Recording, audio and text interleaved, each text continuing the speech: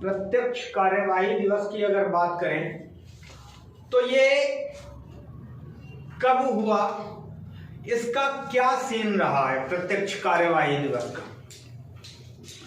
Cabinet mission Bharat आया 1946 को, तो कैबिनेट मिशन में एक बात कही गई थी, क्या संविधान सभा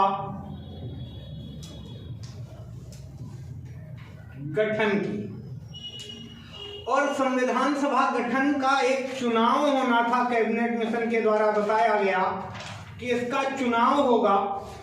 ये जो संविधान सभा के गठन का चुनाव होगा, ये कितनी सीटों पर होना था। संविधान सभा का गठन का जो चुनाव होना था ये 389 सीटों पर होना था, यानी पर 10 लाख व्यक्तियों में से एक प्रतिनिधि चुना जाना था। 389 सीटों में चुनाव होना था और इसी के बाद फिर आगे क्या होना था, संविधान बनना था। यही सीन बताया गया था। अब इसमें सीन क्या हुआ कि जब संविधान सभा का चुनाव हुआ, चुनाव के दौरान क्या होता है 46 में, जब जुलाई 46 में चुनाव होता है। चुनाव संविधान सभा का कब हुआ भैया, तो जुलाई 46 में होता है।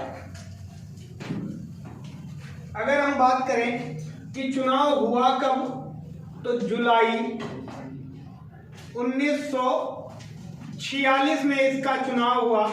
लेकिन ये जो चुनाव हुआ है ये कितनी सीटों पर हुआ है, कितनी सीटों पर ये चुनाव हुआ भैया, तो 296 सीटों पर चुनाव हुआ। कितनी सीटों पर चुनाव हुआ, 296। होना कितनी सीटों पर था, संविधान सभा का चुनाव कितनी सीटों पर होना था, 389 सीटों पर होना था।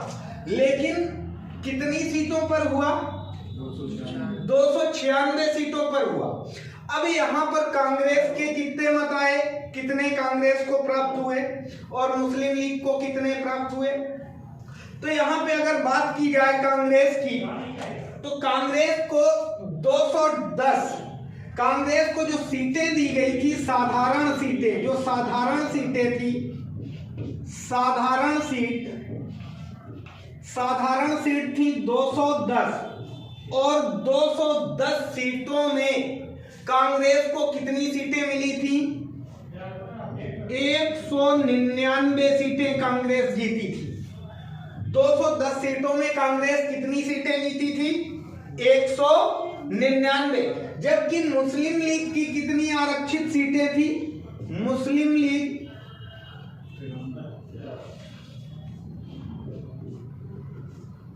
मुस्लिम लीग की कितनी सीटें थी, तो मुस्लिम लीग की 78 सीटें थी। कितनी सीटें थी, 78 सीटें आरक्षित थी। 78 में मुस्लिम लीग कितनी जीती थी, 73 सीटें जीती थी। मुस्लिम लीग कितनी जीती थी, 73 सीटें जीती थी। अब यहाँ पे सीन क्या क्रिएट हुआ कि बाकी में कम्युनिस्ट पार्टी भी थी और अन्य दल भी थे। तो इस तरह से जो अन्य दल थे वो भी आ गए, किसके सपोर्ट में, कांग्रेस के सपोर्ट में आ गए।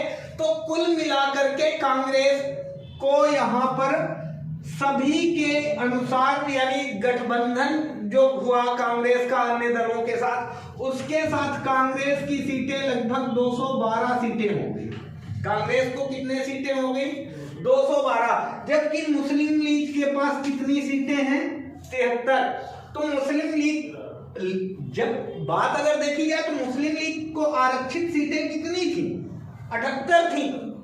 78 में 73 मुस्लिम लीग पाई है और कांग्रेस 210 में 99 पाई है ना। मुस्लिम लीग का प्रदर्शन यहाँ पे अच्छा रहा, उसे जितनी सीटें दी गई उसमें उसने अपना अच्छा प्रदर्शन किया। लेकिन फिर भी कांग्रेस के अकॉर्डिंग मुस्लिम लीग पीछे है।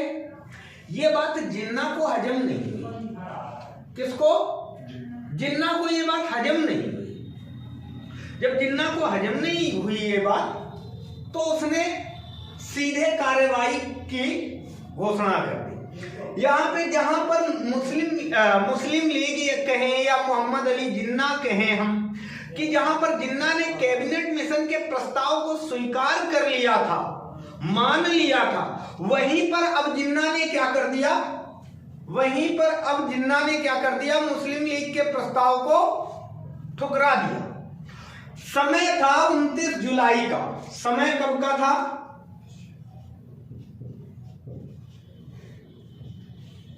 समय यहां पे अगर बात करें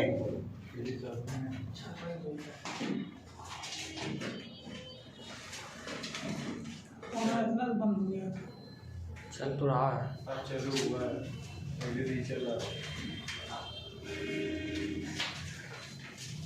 कैबिनेट मिशन के प्रस्ताव को इसने 29 जुलाई 1946 को क्या कर दिया था, इसने अस्वीकार कर दिया। इधर देखो, इधर कैबिनेट मिशन के प्रस्ताव को इसने 29 जुलाई को क्या कर दिया, नकार दिया। हम कैबिनेट मिशन का प्रस्ताव नहीं मानेंगे, ये संविधान सभा गठित जो की गई है, गठन का ये जो प्रस्ताव है कैबिनेट मिशन का, इसको हम नहीं मानेंगे।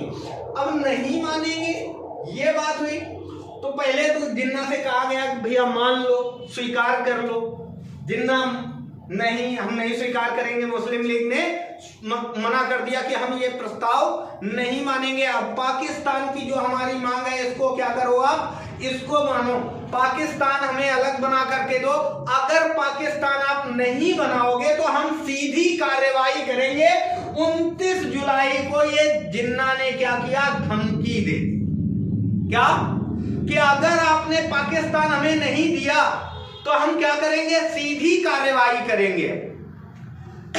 कोई विनम्र निवेदन नहीं होगा, आप सीधे आर या पार। वैसे भी मार धाड़ में आगे है। बात ये हुई। अब यहां पे इनको प्रस्ताव भेजा गया 12 अगस्त को। 12 अगस्त को लॉर्ड वेवेल, यहां के वायसराय कौन थे, लॉर्ड वेवेल थे, है ना। वेवेल ने क्या किया,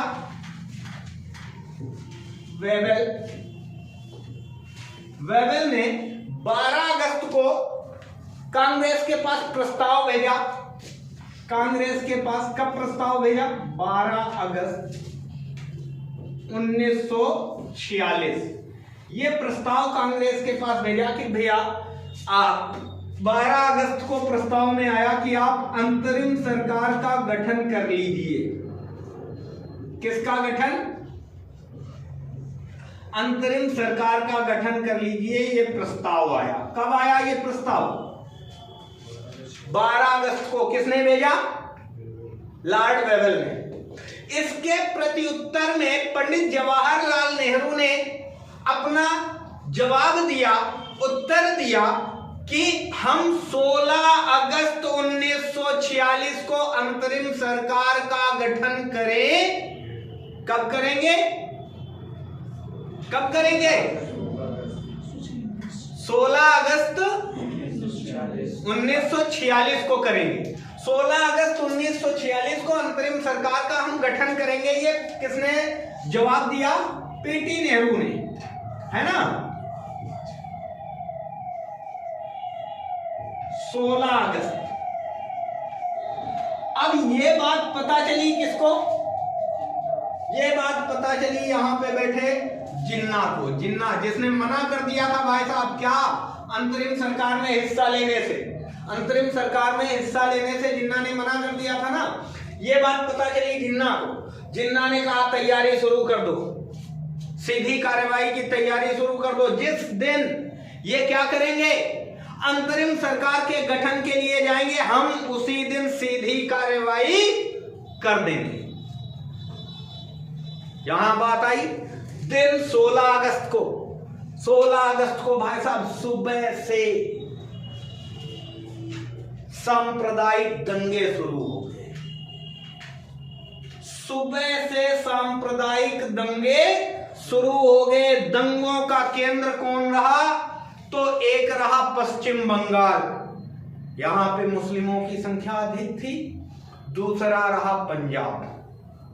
दो केंद्र। दंगे की शुरुआत कहां से हुई, ये क्वेश्चन पूछा जाता है कि जो सांप्रदायिक दंगे थे, सीधी कार्रवाई वाले जो सांप्रदायिक दंगे हुए हैं, या सीधी कार्रवाई कहां से शुरू हुई थी, तो ये बंगाल में नोआखली से शुरू हुई थी। कहां से शुरू हुई थी भैया?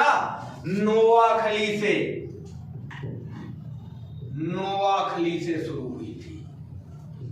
नोआखली में लगभग 60,000 लोग मारे गए थे, काट दिए गए थे।